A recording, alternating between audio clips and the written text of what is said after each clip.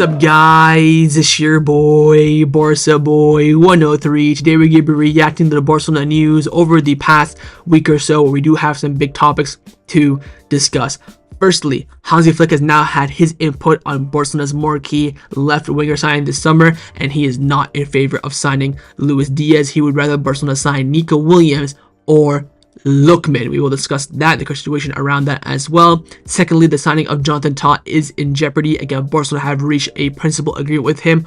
All that is left now is for Barcelona and Tah to sign the contract, but Barcelona are thinking about not signing that contract. We will discuss that. Big renewal updates on Lamine Yamal, Jules Kounde, Frenkie de Jong, Szczęsny as well. The situation around Szczęsny for Stegen. What will happen next season? We'll discuss all that. And finally, Javier Tebas yet again trying to stabilize the institution of Barcelona, trying to remove them from the 1-1 rule in La Liga in terms of FFP, financial fair play. But of course, Barcelona and Ronald Laporta have all the answers and have retaliated very, very strongly against La Liga, and we'll discuss that in this video as well. But before we get into it, make sure you guys smash that like button down below, and let's try and get to 200 likes on this video. It would be very much appreciated. Also, if you are new, make sure you subscribe down below if you haven't already, and let's get into it.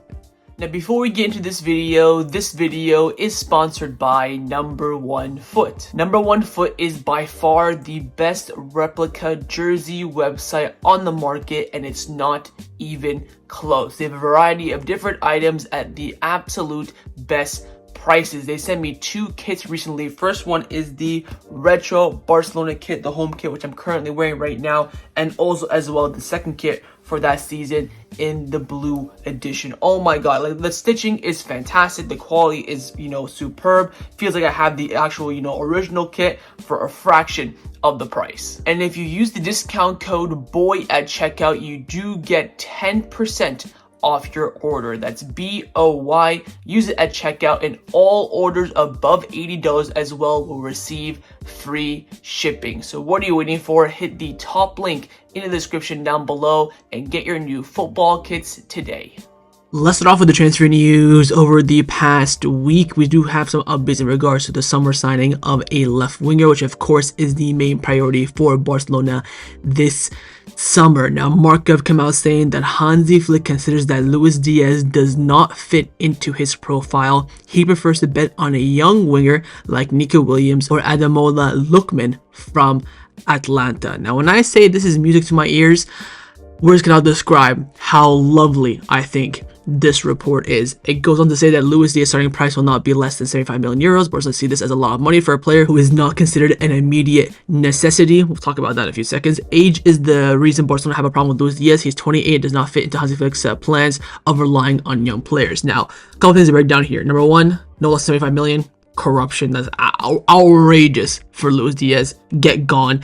Not considered an imminent necessity. Maybe Luis Díaz himself is not an imminent necessity, but reinforcing that position is without a shadow of a doubt an imminent necessity for this team, alongside of course reinforcing those fullbacks. Look, I've said this about Luis Díaz since we were linked with him, since Deco started twerking for him last summer. The profile is evident. This is very much a short to medium term solution, and for that price, it just does not make any logical sense whatsoever.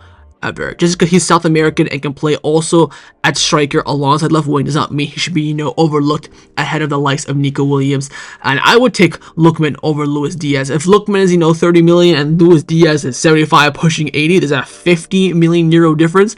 I'd take Lookman all day. Although I wouldn't take Lookman at Barcelona. I don't think he's quite the quality that we do need in that position. If it's 30 million for him or 75 for Diaz, I'm taking Lookman for 30 every single day. More and more, the more sources, the more reports that come out, the more it looks like that Nico is just the perfect solution for Barcelona for his price, profile, age, experience. It just fits Barcelona like a mold. That after last summer, I don't know what's going to happen. But again, these reports for me are encouraging that Luis Díaz, despite Deco twerking for him, is not really keen for Hansi Flick. Hansi Flick wants someone maybe a bit more younger, a bit more natural in that position. Again, spending 75 million on, even if we go on and win the quadruple or win the treble or win whatever this season, Luis Díaz for me would not improve this team. He'd maybe just keep the team at the similar level. Whereas Nico for me, for example, would come in and provide, a strong competition. Keep in mind, if I'm Rafinha, I just had, a Ballon d'Or S level season. Let's say, for example, we win the quadruple. The guy that, put me into this mode. The guy who almost took my spot last season is now coming in this summer. Now I have to be double as impressive on the pitch. That's what Nico Williams brings for me. Luis Díaz, to see him, I'm still probably going to be a starter. He'll be off the bench if I'm tired or not. He can have my baby minutes. You know what I mean? That's what I see Luis Díaz as. Good player, of course. I think quality-wise, definitely of the level of Barcelona, definitely more so than Lookman, but for that price, no siree. So we'll see how things do turn out. Again, these rumors will probably get more intense as we reach the end of the season, or once Barcelona's competition are kind of, died down, once we win or get eliminated from the Champions League, win or have no chance of winning La Liga, lose the Copa del Rey, or win it. Once all those ones kind of get, well and truly underway, we'll get more concrete reports and rumors about what the transfer perspective is from Barcelona. But for now, we're hearing that Hansi Flick is more keen on, the likes of Nico Williams or Ademola Lookman ahead of Luis Díaz. Now, the player that was set to be Barcelona's first summer signing of 2025 was, of course, Jonathan Tah on a free deal. We've been negotiating with him since October until January, but of course, for the past few months, it has gone very quiet on his situation. Do not forget that in the month of December/January, we agreed personal terms with Jonathan Tah. This is confirmed by every single source in the world that we do have a contract with Jonathan Tah ready to go. All that's left is his signature alongside Barcelona's, but that Barcelona signature may not come. Tony Juan Martí has come out saying that Jonathan Tah's signing with Barcelona is still on hold due to the overload of center backs currently in the squad, and Barcelona still being held back by FFP a little bit. Tah is waiting for Barcelona, but he's getting impatient, and unfortunately, he's not hearing good news from the club. The player is being forced to seriously think about a backup plan. Couple of things I want to note here. Firstly, fear from Tah. I mean, he's a free agent. He should not be waiting for Barcelona. A bit rude from Barcelona to say we want you, then, back up. But, game is game. Secondly, from Barcelona's perspective, this is, of course, I think, my opinion, the 100% correct decision. Wait for the season to end. See how the players feel. See who did well, who didn't, what the market is saying. Then you can know if you want to sign Tah or not. Thirdly, that center back, area is a question mark. You have now Eric Garcia, Christensen, Araujo, Kubarsi, Ini as well. All these players on top of, you want to add Jonathan Tah, means that two players will have to leave, most likely Christensen and Eric Garcia, for example, but maybe they all end up staying. The big point here for me is, of course, on Mr. Ronald Araujo, who was going to leave Barcelona in January to, of course, make way for Tah, but he decided to stay, and now the Tah deal looks on, the verge of collapse. This is yet another example to show that when you perform, everything goes your way. To start biatching and moaning, oh, I'm not playing, I want to leave. Shut up and grind. And this is what happens. When Araujo says, you know what, I came back in the team, I put my trust in Barcelona, signed a new deal, I'm playing, I'm available for the team, you want to start me on the bench, cool, in the starting lineup, cool, I'm ready whenever you need me. Look what now that turns out. In the end, Barcelona probably going to end up dipping Jonathan Tah, which probably makes a bit more sense, unless you can get rid of, Eric Garcia or Christensen very quickly. But then again, the same case goes for Eric Garcia. Flick's in love with him. Flick really rates the player. We already have him. Might as well just keep him instead of, working hard to sell him, then bring it in Tah, who has to adapt, all this stuff. I think Eric Garcia is a bit younger than Tah as well. So now Hansi Flick maybe is favoring Eric Garcia more than Tah, because of course he wanted Tah back when he didn't really know and get to know Eric Garcia, but then he forced him to stay, of course, blocking that move from Como in January, and now everything is all sunshine and rainbows. This is the transfer market. When things go your way, when you trust, believe, and have full faith, anything can happen. Again, this is a perfect example of that. A bit fortunate from Tah. I rate the player. I think he's good. Will I lose sleep that we don't sign him? No. If we sign him, will I be alright with it? Yeah, cool, whatever. But I really think it comes down to the future of our center backs. Of course, Kounde, with us hopefully signing a center back right back this summer, he will have more opportunities to play inside as well. I think he's probably better inside than he is at right back. You have, of course, again, Kubarsi, Araujo, you have Ini, Christensen, and Eric Garcia. So it depends on what offers come in for Christensen. Maybe Christensen last 2 months comes in, does well, plays, and doesn't get injured again. So all these things will have a snowball effect on the future of Jonathan Tah. Let's now discuss the players that have been rumored to be leaving Barcelona over the past week or so. Firstly, not really a exit rumor per se, but one to watch in terms of the future, and that is Ronald Araujo. Now, Miguel Nico of Renewal came out saying that Araujo has been linked with Liverpool. The Uruguayan has until June to decide, and Barcelona, on the other hand, is very confident about the defender staying at the club. Of course, that low release clause will have him being, on the market for about 10 days or so in the first few weeks of June. Anyone can come in and activate it, and if they do activate it, he'll probably end up leaving. From Barcelona's perspective, they're very confident that he'll end up staying and, rejecting all offers that come in. And again, this is why Barcelona maybe want to sign Tah, and then the Araujo does leave, you need someone, quick and available to, come in, and Tah will be, a decent option for that. So maybe the club are kind of, a bit in a catch-and-two. But Araujo, again, playing all right. Again, it wasn't great last night, unfortunately, but we did really well against Atleti in the cup. So we'll wait and see how things do turn out. Again, if he leaves, I will not lose and, lose my mind over it. But I think Barcelona have done their best part. They've renewed his contract. They put trust in him. The guy's earning, 300,000 euros a week, which he probably shouldn't be. But in the end, he is earning that. So we'll see how things do turn out. But again, I think Araujo's future will have a lot of implications on the center back department at Barcelona. The future of, Eric Garcia, Christensen, and Jonathan Tah as well. But for now, Barcelona are very confident that he will commit to the future of this team after his release clause. Low release clause will be active in the summer transfer window. Let's now discuss some contract renewal updates around the first team at Barcelona. Firstly, on the contract renewal of Mr. Jules Kounde. Now, Mark have come out saying that Jules Kounde has been told Barcelona that he wants to renew his contract with the team. Following this, Nico came out saying that Barcelona is planning to offer Kounde a new contract. The club and the sporting management consider Kounde as a top defensive fullback and for the future, on top of the fact that they believe that Jules Kounde is the best right back in the world, and there's no other fullback better than him on the market. Now, couple of things here to digest. Number one, Kounde, in my opinion, does deserve a renewal for the 3 years he's done so far at Barcelona at an absolute elite level. I get the past few months, probably his worst time, I would say, at Barcelona, one of his worst times over the past few months. Secondly, is Kounde the best right back in the world? He is not. Is he one of the best? Yes. Is there a better one on the market? Probably not. If you want to count Trent on the market, then I would say potentially, but on the market, no, this probably isn't another better right back than Jules Kounde, but he has too many failures to his game, of course, attackingly. You just see how good and how elite he is defensively that I'm watching the game against Atleti midweek in the Copa. I'm thinking, put Kounde at center back, man. I think him and Kubarsi would make a sensational center back partnership. Of course, Indy has done very well this season. He deserves to play there. Araujo is more natural to that position. Maybe Flick can look into switching Araujo and Kounde for a game or two, see how that kind of pans out. Maybe it's too late now in the season to experiment per se, but we need to bring it right back. I think Kounde is definitely deserving a renewal. I do hope he does renew it. I think his defensive side of his game is probably one of, if not the best in world football. That is for sure guaranteed 100%. But as a right back, I still have doubts about Kounde long term. I think he's coming over the past 2-3 years as a makeshift option. He's done a decent job, but nothing for me that screams long term. Next 5-10 years, I see him being the starting right back for Barcelona. So hopefully we do sign a right back this summer. But I think Kounde is definitely deserving of a contract. Barcelona agree. Jules Kounde wants to stay, so we'll wait and see how things do end up developing.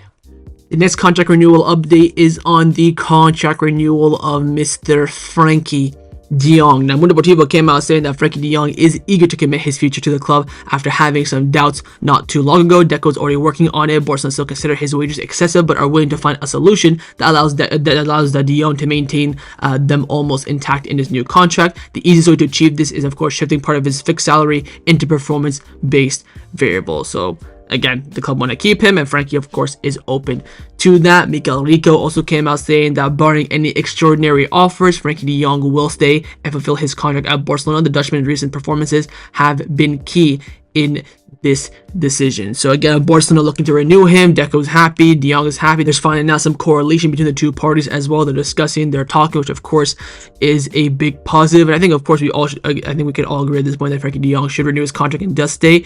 Again, should he be earning 400k a week? No. Should he be one of the top earners at the club?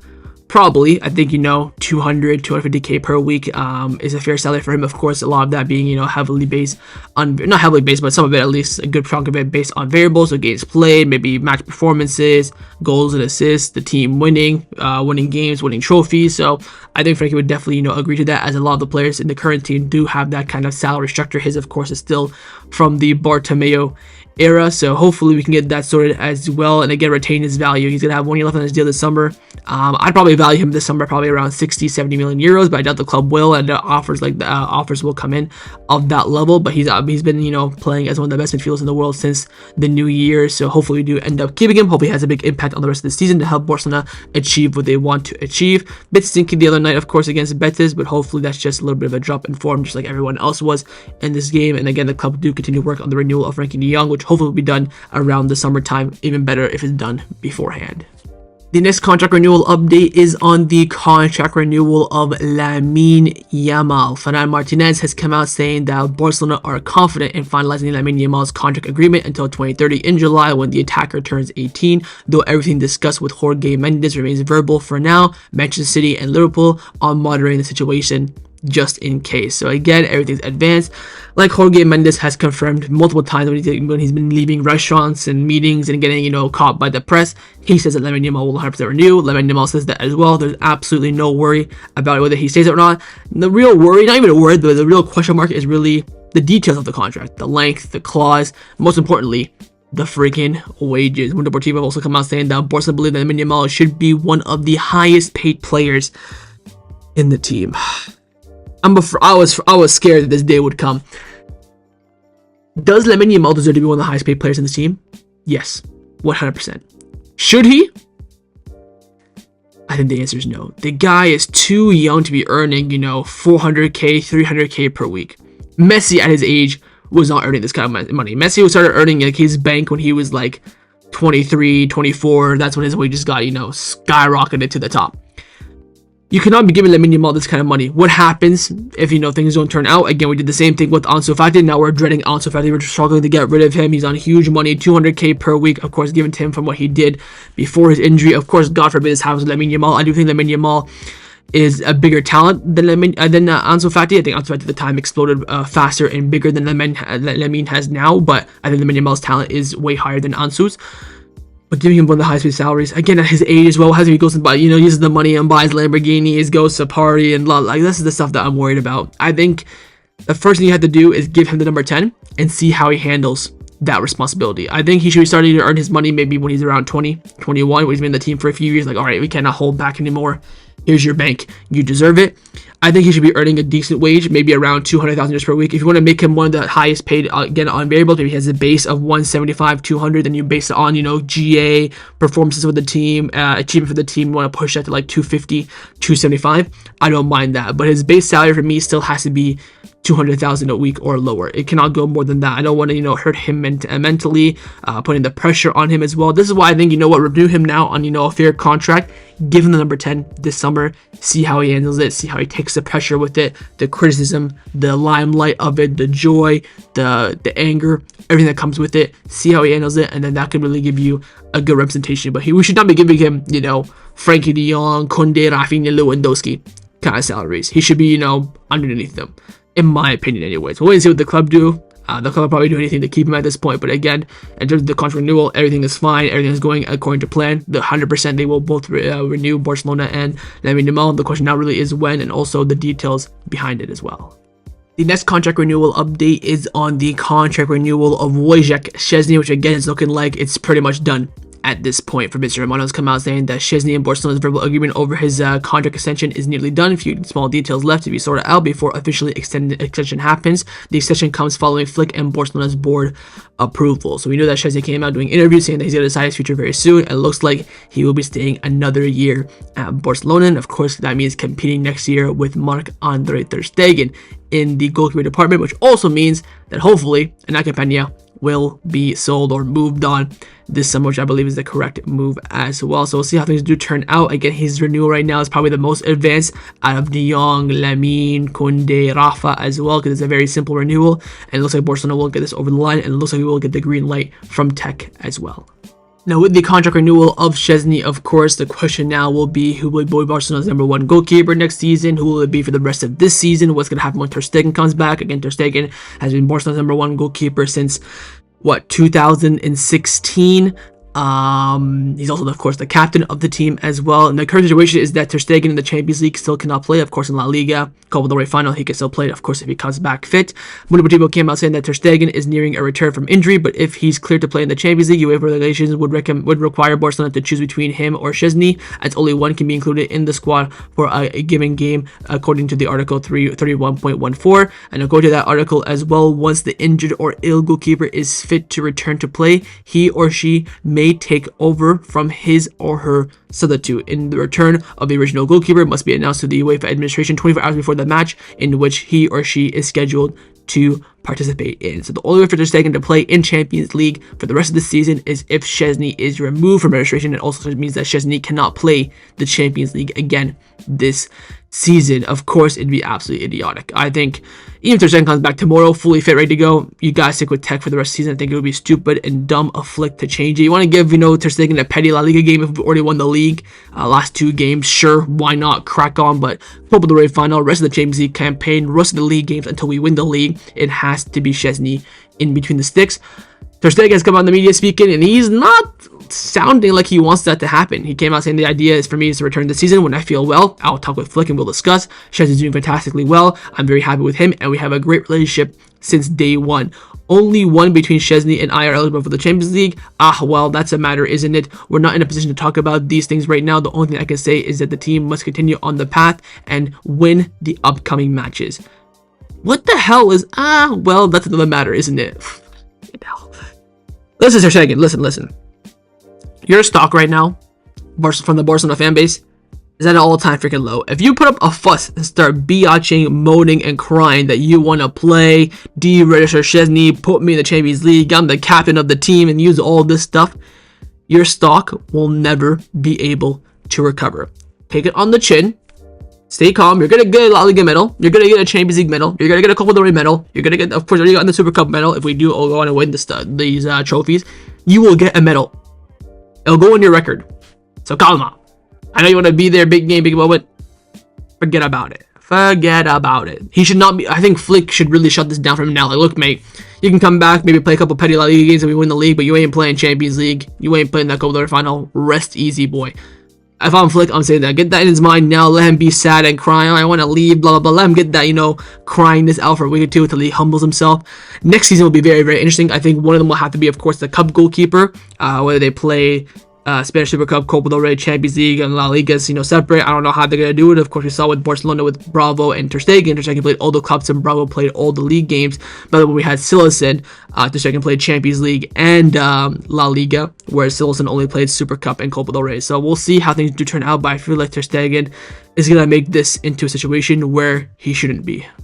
Now, the final topic that I want to discuss for the end of this video is in regards to your boy, Mr. Javier Tebas, the Real Madrid fan, who of course is the president and head of La Liga football. He's of course the one that sets out the rules, sets out and enforces the rules as well, sets all the restrictions, blah, blah, blah, makes all the decisions.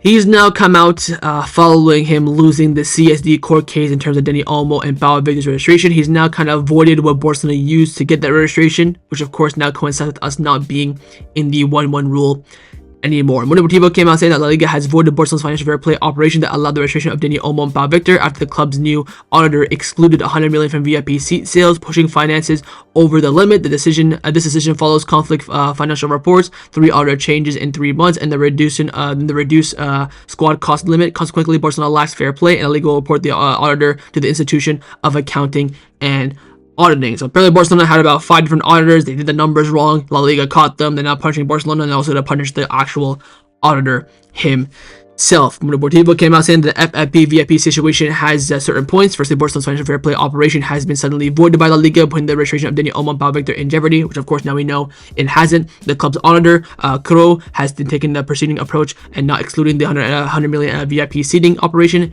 in the accounts until the assets is complete. Despite receiving 58 million on January the 3rd, the transaction validated depends on the completion of the VIP seats at the new Spotify Camp Nou. La Liga's sudden change of heart raises questions, especially why did they intentionally validate the deal first. Barcelona Barcelona remains confident that the CSD in the rule will rule in their favor, allowing Olmo to play, and only the CSD has the power to null registration of a player. Of course, we do know now that the CSD granted Barcelona the winner in court, which means that Dani Olmo can never be unregistered by La Liga until his contract ends in 2030. So Barcelona already won that. Javier Tebas can shove it up there where the sun don't shine, and you can absolutely hold that. So the situation right now is as follows. Barcelona told La Liga that they made the financial deal and had it approved by the auditor. Based on this, La Liga raised Barcelona's spending limit so that they could register players. Later now, new financial reports show that the deal wasn't actually counted as income, and because of this, La Liga said Barcelona can't register new players and cut their salary cap, and La Liga plans to report the original auditor for giving false information. So to register Dani Olmo and Pau Victor, we need the 100 million. We say we got the 100 million. La Liga said, yep, you had the 100 million. We said we had the 100 million. We registered them, but now the 100 million is not fully there. La Liga says it's not fully there. They're not taking away the 100 million. Now they're trying to take away the registration of Pau Victor and Dani Olmo. This is the part where you're a Barcelona fan. Not only gotta, have ball knowledge of the pitch, but you gotta be an actual auditor. You gotta be a financial expert as well when it comes to all this mumbo freaking jumbo. Now, following all this, Laporta came out speaking to the media, basically saying this is an attack from the institution on Barcelona because we're playing so well. Of course, this all came out the day of the Copa del Rey semi-final second leg against Atleti, which we won 1-0. Get in there. So all this noise made nothing. So he came out saying, sometimes I feel like it isn't a coincidence. Today we have a very crucial game against Atletico, and suddenly this controversy arrives. It's yet another attempt to destabilize our team. 100% Prezi. On the issue, when they can beat us on the pitch, they try to beat us in the office. As President of Barcelona, I cannot allow this. I will always defend the interests of the club, our members, and our fans. On the correct course of action, our legal team is now analyzing La Liga's claims, and once they have fully understand, we will respond in the most forceful manner necessary. We have complied with all the relegations regarding Dani Olmo, Pau Victor, and our stance on this remains firm. Tell them, Prezi, tell them. On the work done on the Barcelona side, we've fulfilled every requirement set by La Liga and the RFEF, the Spanish Federation. This matter is being exaggerated, and I want to reassure our players and fans that we are in control of the situation. On his view, Barcelona will fight on and off the pitch until the end. We won't let external distractions affect our goals. This is just so freaking empowering to hear, man. I just love it. God, I love Laporta so much. So again, it's just La Liga trying to piss us off, make things a bit difficult, and just, annoy the hell out of us. So as things stand right now, we are not in the 1-1 rule anymore. We're actually now in the 1-3 rule, which of course complicates summer activity. Jonathan Tah, Luis Díaz, Nico Williams, you can absolutely forget about that at this point, because that means sales will be needed in order to have these players come out to play at an adequate level. But when Barcelona say they're confident, it does of course mean that they are confident. Mundo Deportivo have come out following this the day after the Athletic game, saying that Barcelona expects its VIP seats to be billed in May, enabling them to count as income and regain the 1-1 rule in La Liga. The club auditor, Crow Global, requires Lookman Construction to certify the completion of the 475 VIP seats for revenue recognition. The 30-year consensus of these seats, valued at 100 million, have only 58 received so far, 30 from the Qatar advisory, 28 coming in from UAE, which still owes 24, with payments due in late 2025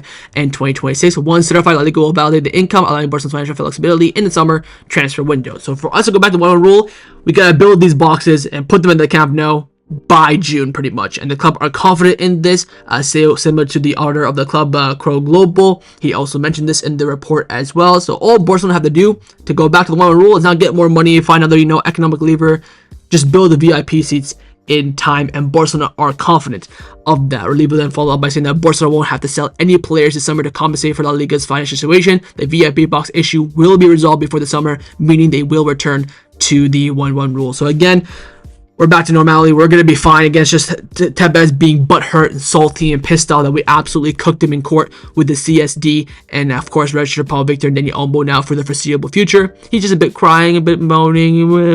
This is why he's, trying to find other ways of an avenues to destabilize Barcelona, and like Ronald Araujo said, this is an attack on the institution, and he will defend it no matter what. So again, all Barcelona have to do to return to 1-1 rule is for those actual VIP boxes that we did sell for 100 million to be built and put into the current Spotify Camp Nou. So wait and see what happens with that, but hopefully nothing too serious there. If all the construction is done in time, we should be back in the 1-1 rule by the time the summer comes with no worries.